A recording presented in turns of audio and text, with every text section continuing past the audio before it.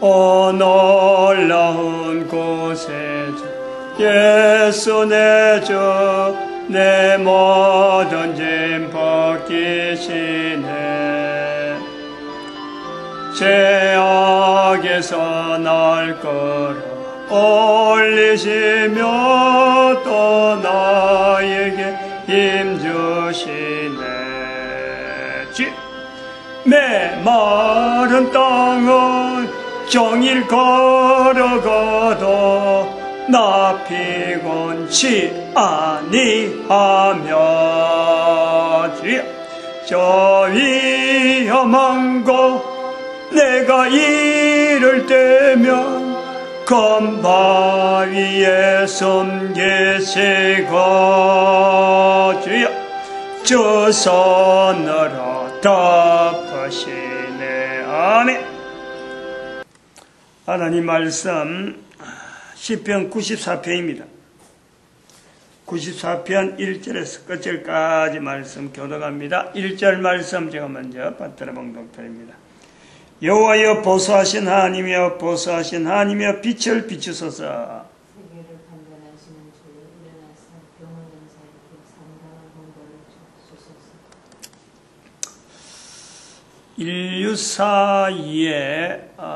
첫 번째 질문에서 세계사 백문백답의 첫 번째 질문에서 제가 머물고 계속 있습니다. 머물고 있다가 역사에 대한 이해를 기본적인 부분에 접근하다가 일본인의 역사 이해를 우선 우리가 객관적인 입장에서 한번 우리가 분석해 보면서 우리는 어떤가, 일본과 우리의 관계 굉장히 많이 비교를 하기 때문에 우리는 그럼 일본에 비해서 어떤가 하는 내용을 한번 살펴보았습니다.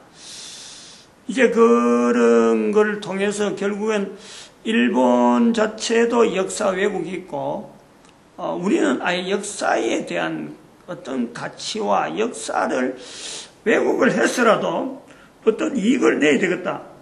이런 것 자체를 모르는, 역사에 대해서 뭘 이해라 할 수 있을 정도로 일본에 비해서 뭐 상대가 안 된다 이거죠. 그런데 역사에 대한 몰이해, 역사의 왜곡 이런 것을 이야기할 때 일본 역사, 우리나라 역사 여기에 이제 범위를 조금 넓혀서 세계사, 인류사는 왜곡이 되지 않았느냐.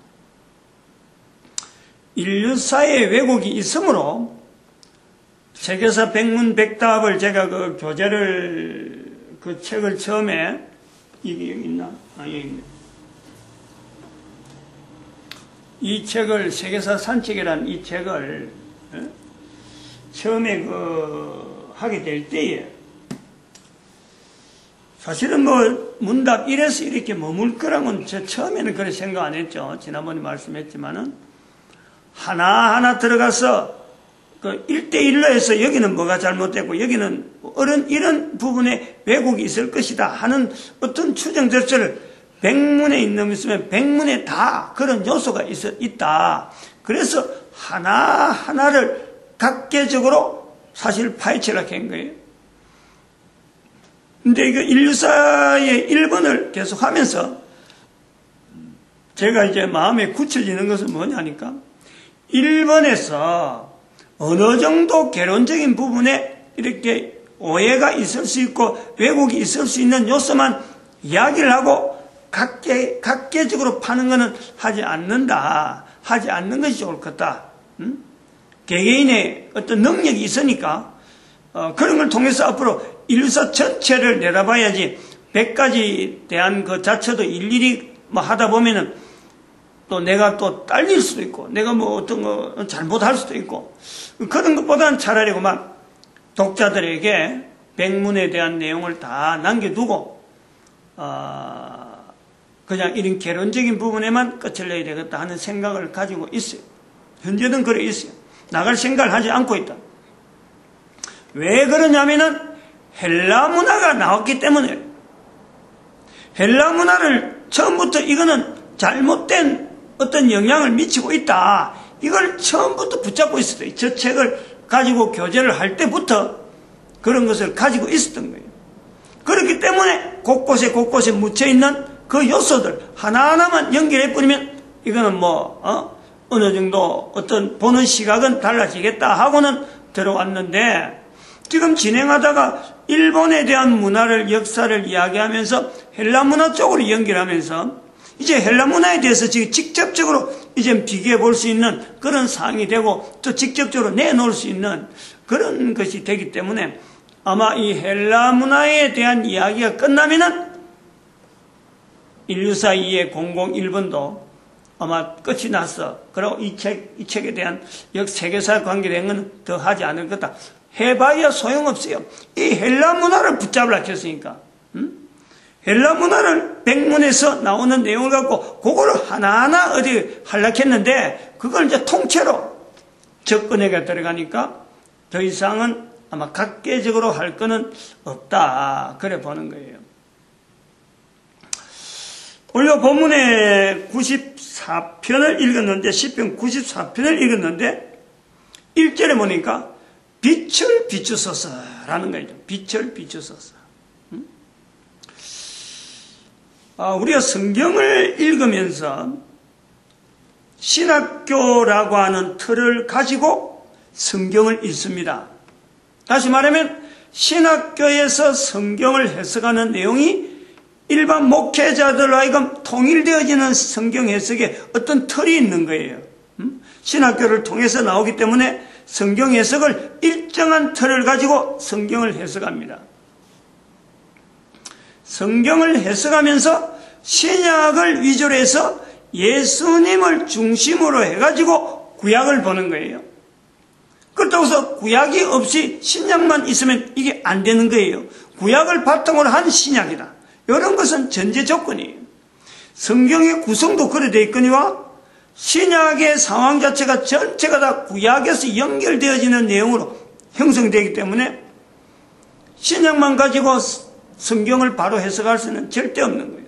예수님도 성경에 이미 이러기를 예수님에 대해서 이런 것, 즉 구약 성경에서 등장하는 표현된 걸 예수님이 그대로 받아들인 그 내용을 우리는 신학교라는 이 과정을 통해서 목사들이 성경을 보는 이 눈을 일괄적으로 일정한 틀에 제한적인 어떤 환경을 두고 있는 거예요. 이런 것에서 훈련받은 현재적인 성경을 보는 시각은 반드시 신학교의 영향을 받는다. 이거는 부인할 수가 없어요. 부인할 수가 없다. 신학교의 영향을 받는다 할 때 성경에서 그러면은 성도들이 성경을 통해서 받아들이는 신앙 고백이라든지 어떤 성경을 의존하는 그 자세는 몇 단계를 거치는지 모르는 거예요. 어마어마한 내용은 구약 성경이나 신약 성경을 과거에 기록되어 있는 원문에서 한글로 번역한 정도밖에 안 되고 영어 성경을 읽는 사람 또 영어를 한 번 더 본다는 것 정도밖에 안 되고 직접적으로 번역된 성경에 원어 성경에서 하나 두 개 거쳐서 한글로 보는 그 정도밖에 안 되는 거예요. 그러면 똑같은 성도들이 우리나라에 만약에 1000만 명 있다 치더라도 지금은 어림도 없는데 그 중에서 성경을 통해서 이것을 통해서 내가 신앙을 바로잡아야 되겠다라고 할 때에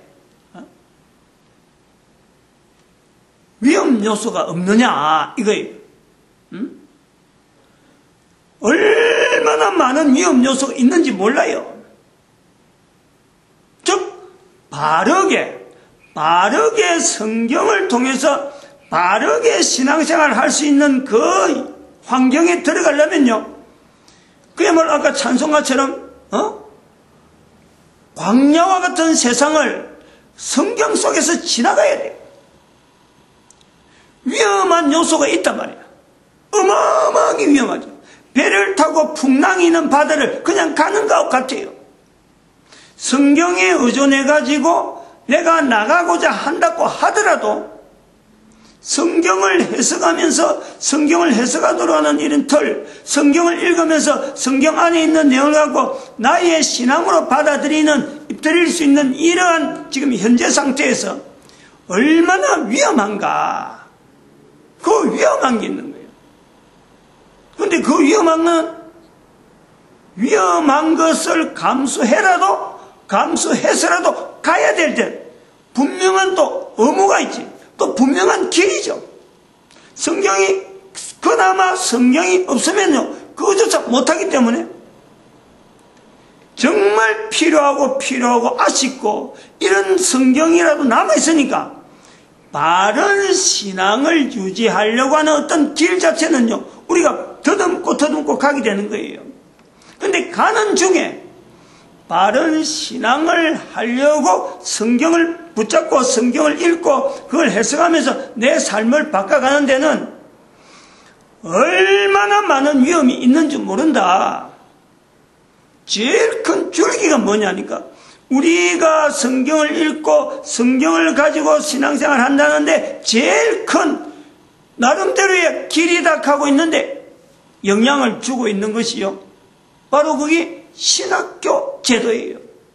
신학교라는 이 구조가 있어서 목사들로 하여금 일률적으로 만들어가는 건 좋은데, 그건 참 좋아요. 막 흩어지지 않고 좋은데, 바르게 성경을 내다볼 수 있는 어떤 그 구조가 신학교에 있느냐? 신학교의 신학체계, 신학교에서 성경을 해석하는 이 체계 자체가 성경에 있는 어떤 요소에 대해서요, 절대적으로 거부하는, 절대적으로 맞지 않는 헬라 문화적인 요소가 꽉 잡혀 있다니까. 그 체제 속에 있다니까. 마치 요 내용을 발견하는 것이 마치 오늘 94절에 나오는, 94편에 나오는 1절에 나오는 것처럼 오늘 우리 읽은 본문에 1편에 94편 1절에 빛을 비추소서 라는 거예요. 빛을 비추야만이 신학교 자체가 가지고 있는 이 틀 속이, 이거는 장로교, 기장, 예장, 감리교 관계없어요. 대한민국에 있는 거의 대부분의 그 틀, 그럼 이 사람들이 어디서 받아오냐? 전부 다 미국, 영국, 불합파. 적어도 이 기독교라고 하는 이 체계에서 성경을 해석하는 이 틀에서는 헬라를 배제할 수 없단 말이에요. 헬라 문화 자체를 배제할 수가 없어요. 이런 그 과정이 있기 때문에 여기서 어떤 성경을 읽고 한 인간이 어떤 신앙생활 하겠다 하고 나갈 때, 빛을 비춰달라 하는 그런 어떤 열망, 그런 어떤 소망, 그게 없으면요, 그 간절함이 없으면은 어림도 없어요. 어림도 없어. 얼마나 많은 왜곡되고 편파적으로 편협하고 한쪽으로 치우치고 잘못된 역사관 속에서 그걸 덮으려고 하는, 교회사가 잘못된 데도 불구하고 그걸 덮으면서 억지로 성경을 해석하는 그 구조가요, 엄청나게 깊게 쌓여있다니까.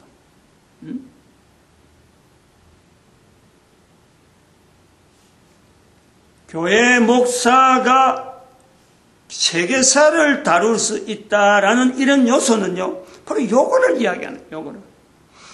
교회사가 잘못되어 있으니까, 잘못되어 있는 교회사 요소를 보기 때문에, 교회사가 이렇게 잘못되어 있는데, 세계사를 바르게 볼 수 있는 사람이 누가 있나? 교회라고 하는 이 체계가, 어쨌든 우리는 지금 교회라고 하는 이 틀 속에 어쨌든 지금 구조 속에 있는데, 이 교회라고 하는 이 구조는 하나님께서 인류를 만드신, 인간을 만드시고 우주 만물을 만드시면서 인간에게 온 우주 만물을 다스리라, 정복하라, 관리하라 명령을 받은 위탁받은 명령 속에서 개인이 있듯이 우리 한 인간의 존재가 하나님이 만드신 우주 만물 가운데 개인이 이것 자체를 관리해야 될 의무가 주어져 있는 거예요. 이런 의무가 주어져 있듯이 이런 의무를 가진 사람이 모여서 혼자서가 아니고 단체적으로 혼자서 할 일이 있고 단체적으로 할 일이 있는데 단체적으로 할 수 있는 그 구조가 이름을 교회라 부른단 말이에요. 한 사람 한 사람으로부터 시작되어지고 하나님께서 특별히 불른 사람들이라고 하나님께서 특별히 감동되어진 사람이라고 스스로 인정하는 사람, 그것을 받아들이는 사람이 감동적으로 교회란 이름에 모여서 하나님께서 우주 만물을 맡기신 것에서 각각 주어지는 분업에 따라서 지역에 따라서 시대에 따라서 하나님 앞에 맡은 그 일을 그 이름을 개인의 이름으로 하지 아니하고 이름을 돌릴 수 있는 개인의 이름으로 하면 하나님의 영광이 가려지는 게 되니까 사람의 이름을 하지 아니하고 이름을 돌릴 수 있는 그곳이 바로 교회라는 거예요. 성경 해석을요 조금 다르게 기존에 하고 있는 신학교에서 저도 공부를 많이 받았기 때문에 어떤 내용이다 하는 내용을 알겠기 때문에 어지간하면 그렇게 표현하는 것에서 가까이 가면서도 그러나 근본적으로 헬라 문화를 배제하려고 하는 그 언어를 자꾸 쓰는 거예요. 그 언어를 쓰는 거예요. 어떻게 보면 별로 차이가 아닌 것 같아도요 어마어마한 차이가 있는 거예요. 이 신학교에서 훈련받은 사람들이 가지고 있는 특징 하나가 뭐냐면 계보입니다. 계보. 신학교는 우리가 보면 성경을 해석하고 신학교 교수들은 참 거룩해서 개인이 이 성경에 대한 어떤 특별한 어떤 접근 그리고 여기에 대해서 하나님의 어떤 선지자적인 어떤 섭리를 통해서 구약 성경에 있는 그 선지자들의 섭리처럼 막 성경을 막 이렇게 막 성경 말씀하고 막 실험하고 이래가지고 신학교 교수 된 줄 알고 있는데 100%는 거짓말이에요. 100%.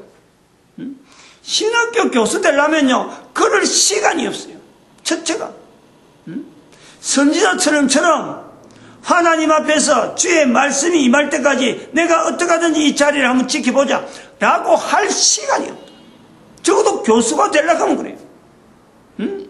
과정이 얼마나 빽빽하고 논문을 작성해야 되고 논문 발표, 그 평가 이런 과정을 거쳐서 나오는데 논문에 대해서 발표되어질 때 그때 줄을 선단 말이에요. 줄을. 어느 학교, 어느 교수 밑에서 적어도 이름 있는 교수 밑에서 박사학위가 인정이 돼야 그 사람이 대한민국에 와서 안 그러면 전 세계 어느 곳에 가든지 그 대학의 신학교 교수가 되는 거예요.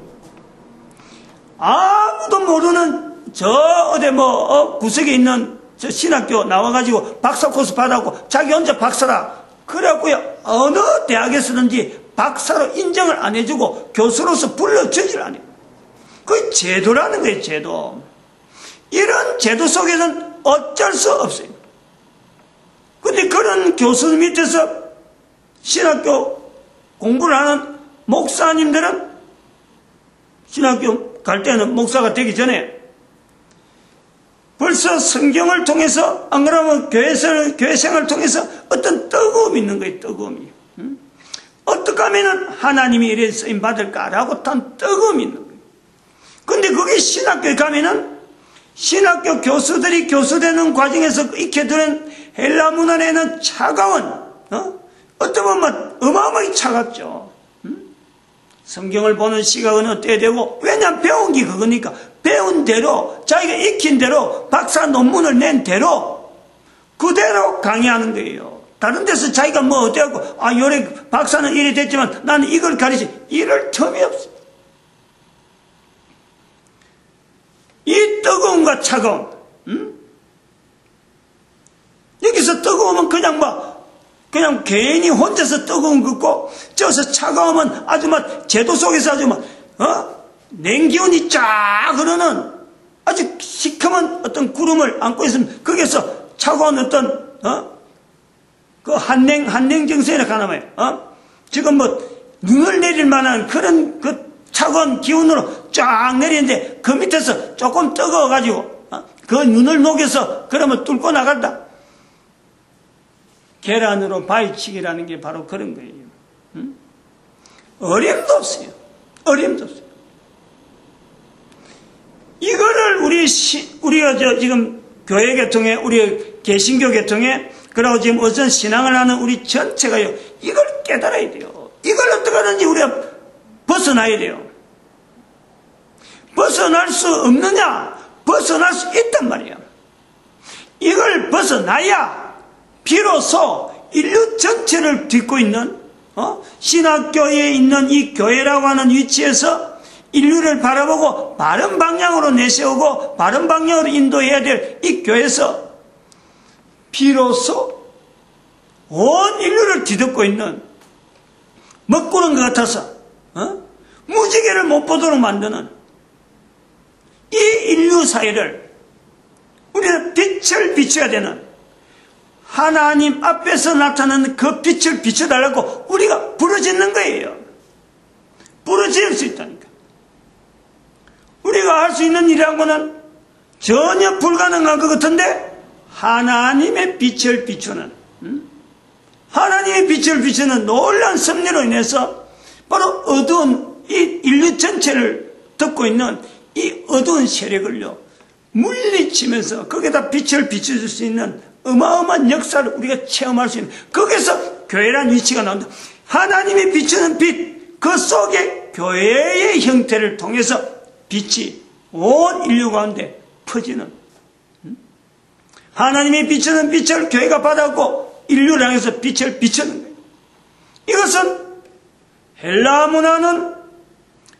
문화로 형성된 빛을 가지고 인위적인 빛을 가지고 무지개를 형성해서, 무지개라고 할 수 있는 어떤 여러 분야에, 수학 분야, 문학 분야, 그 다음 예술 분야, 어떤 분야를 가는데 이 인류사 전체를 가고 비추고 있는 그 인위적인 요소들, 모든 사람들에게 무지개로 포장되어 있는 거죠.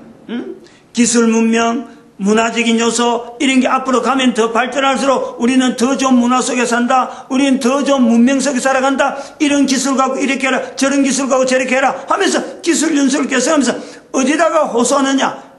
이성적인 부분에 호소해. 이성적인 머릿속에서 전달되어진 것대로 하면은 그대로 나오니까, 전달받은 사람으로서는 전달해주는 매체가 있은 것이 고마운 거예요. 그런데 고맙지만은 그런 매체 자체가 내 몸에 상대방에게 형성되어 있는 인간 자체를 만드신 하나님은 쳐다볼 시간이 없단 말이에요. 예를 들려고 하면 끝도 없지만, 예를 들면 이래요. 지금 대한민국이 2015년에 지금에 6월달에 5월 20일 날에 한 거랬나? 메르스가 이 땅에 처음으로 이제 전파가 됐다 하고 감염됐다 그랬어요.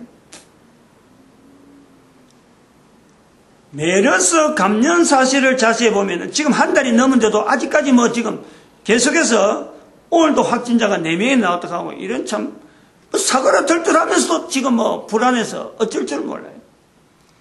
만약 이래갖고 온 나라가 이 메르스를 못 잡았다 하면요, 우리나라는 끝인 거예요.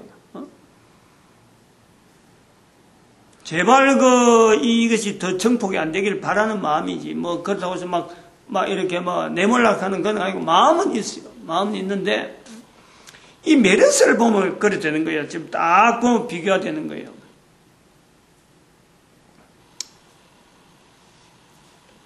메르스라고 하는 이것은 전염병이라요. 이미 있던 거 아니에요. 있던 거. 어디든지 있던 거예요. 근데 메르스라고 있는 이 내용이 이게 걸리면은 어쨌든 죽을 사람은 이게 걸리면 뭐 어쨌든 치사율이 중동에서는 40%라고 알려져 있는데 우리나라는 지금 한 14%까지 올라가거든요. 굉장한 치사율을 가지는 거예요. 몸이 약한 사람은 어떤 간에 뭐 위험하게 이럴 데 없어요.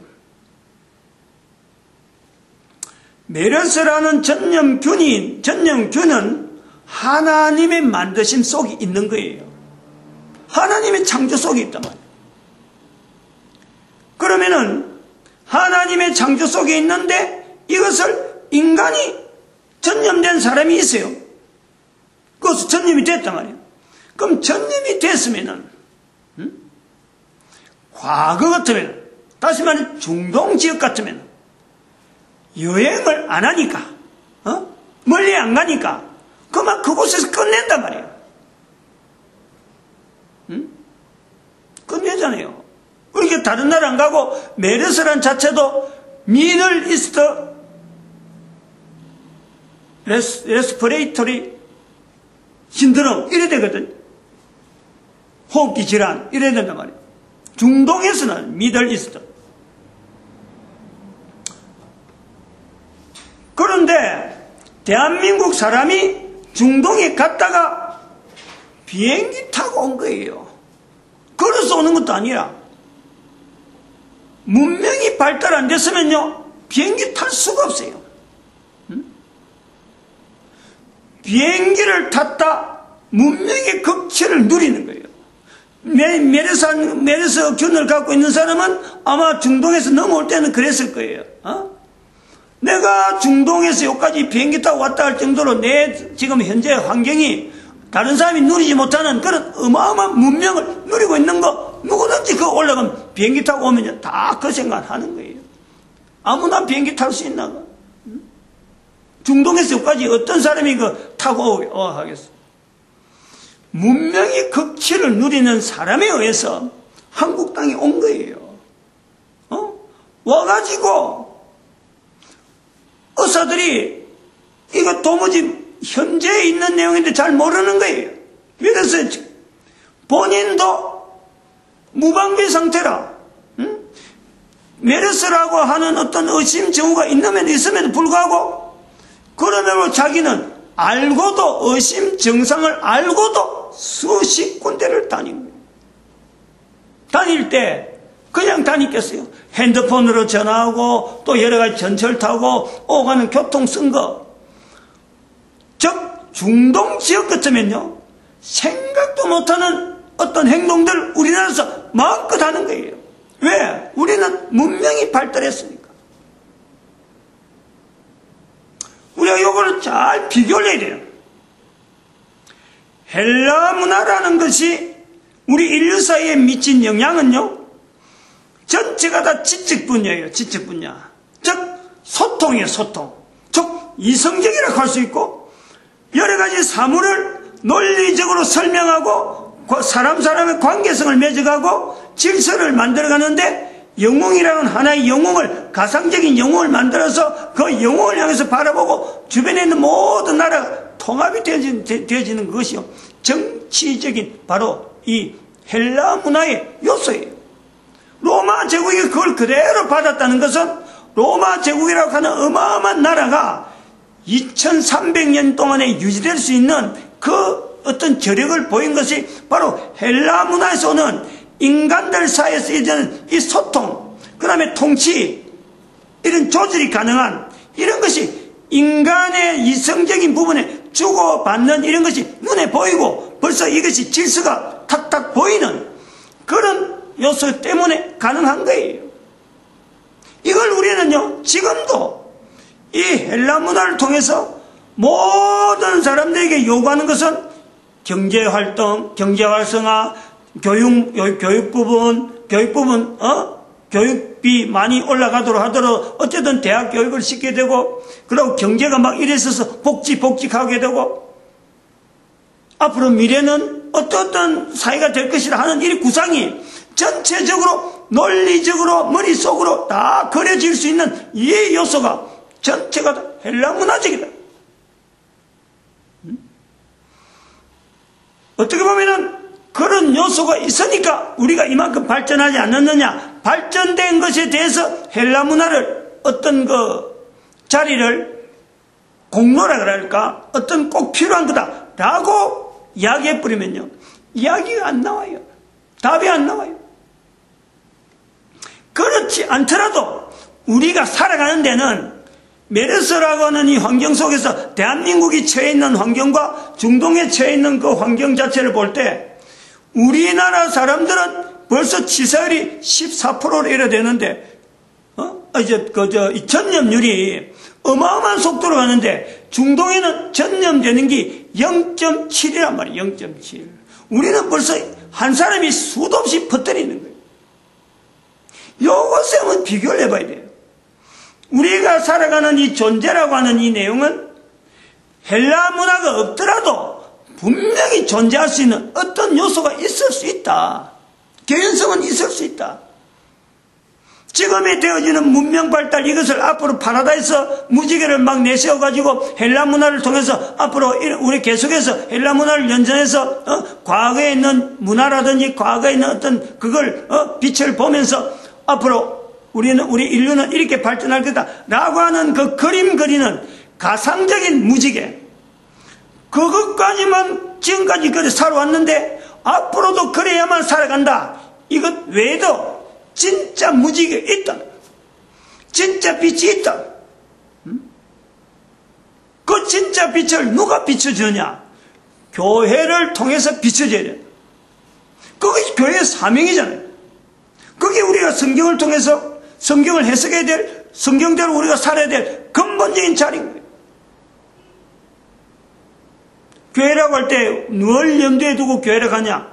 바로 교회 머리 대신은 예수 그리스도를 염두에 두고, 그리고 만물을 만드신 창조주 하나님 앞에 모든 인간들이 창조주 하나님의 이름을 인정하면서 살 수 있는 바로 그것이 진짜적인 무지개란 말이에요. 그게 빛이라는 거예요. 오늘 본문에 나오는 빛을 비추소서, 빛을 비추소서, 빛을 비추소서. 시편 94편 1절에 있는 여호와여 보소하신 하나님이여, 보소하신 하나님이여, 빛을 비추소서.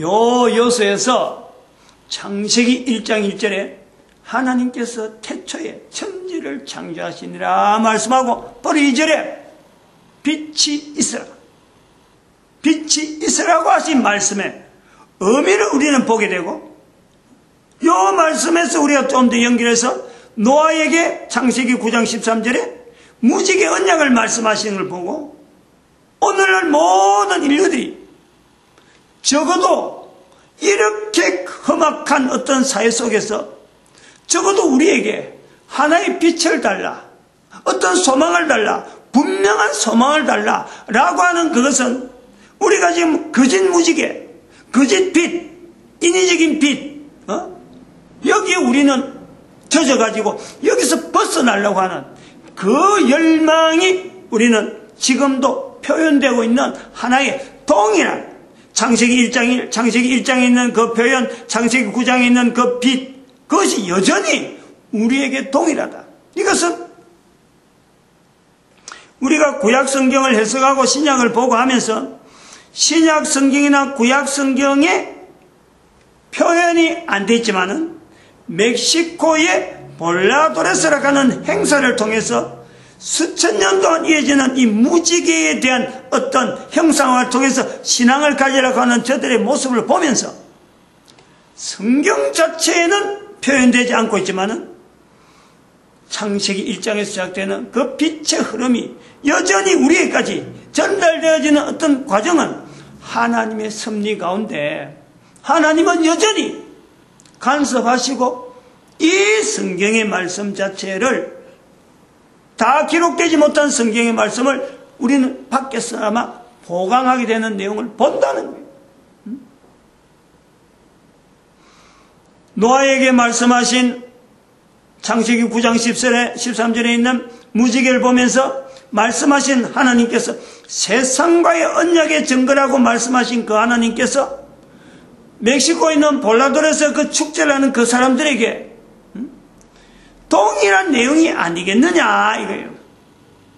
그런데 멕시코에 있는 볼라도레스를 바라보는 미국의 입장에서 보면 헬라 문화잖아요. 미국에서 덮여 있는 것은 헬라 문화라. 완전히 헬라 문화는 멕시코하고 미국이라는 것하고 우리가 상대적으로 멕시코하고 보면요, 전 세계 가장 부자가 미국이고 미국의 바로 밑에 있는 멕시코는 거기에 비교하면 너무 못 사는 나라, 너무 비교가 된 나라. 우리나라에 비교가 될 정도로 멕시코는 엄청나게 가난한 모습입니다. 가난한 모습. 그래 그 가난한 나라에라고 하는 이 흔적하고 미국하고 비교하면서 사람들이 누구든지 멕시코와 미국을 비교하면 누구든지 미국을 선호하지. 같은 가시면 미국을 선호하고 가까이 가지. 성경에 있는 무지개를 붙잡았다 그래서 멕시코를 우리가 누가 야 미국보다 멕시코가 낫다 이렇게 하는 시각이 없잖아요. 이런 때에 성경에 있는 내용을 통해서 멕시코의 볼라도레스가 오히려 미국보다 낫다 라고 말할 수 있는 주체가 누가 되려? 그게 바로 성경을 읽는 우리가 말해야 되지 않느냐. 특별히 대한민국에 가는 이 한반도에 대한민국의 목사 한 사람의 입에서 이런 말이 나와서 지금 전파되기 시작할 텐데 대한민국에서부터 이 일이 더욱더 활발하게 나타나길 바라는 거예요. 나타나길 바라는 거예요. 경제적인 어떤 힘을 가지고 비교하는 것은 성경에 없어요. 경제적인 것 갖고 비교해서 사람을 어떻게 판단하고 하는 건 성경이 아니란 말이에요.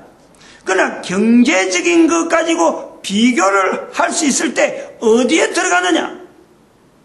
절대 부자는 천국에 못 들어간다. 천국이라고 하는 성경에 있는 어떤 절대적인 우리 인간들이 알아낼 수 있는 성경의 절대적인 가치를 갖고 이야기할 때요, 그때서 경제를 갖고 이야기하는 거예요.